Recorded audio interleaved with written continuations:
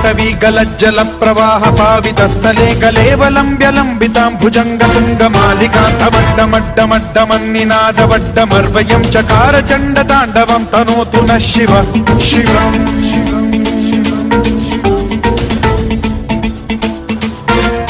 जटाभुजंग पिंगल स्फुरत्फणामणि प्रभा कदंब कुंकुमद्रव प्रलिप्त दिग्वधूमुखे मदान्ध सिंधुर स्फुरत्वगुत्तरीय मेदुरे मनो विनोदमद्भुतं बिभर्तु भूत भर्तरी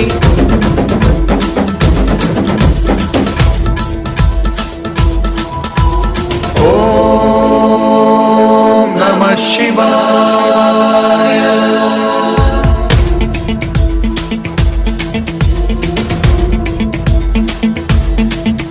सदा शिवं भजाम्यहं सदा शिवं भजाम्यहम् ॐ नमः शिवाय।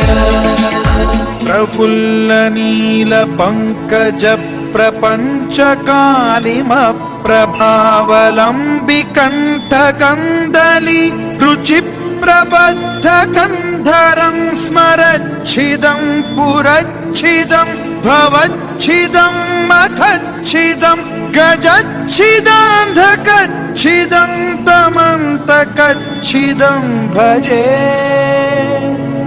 अखर्व सर्व मंगला कला कदम्ब मंजरी रस प्रवाह माधुरी विजृंभणा मधुव्रतं स्मरान्तकं पुरान्तकं भवान्तकं मखान्तकं गजान्तकान्धकान्तकं तमन्तकान्तकं भजे।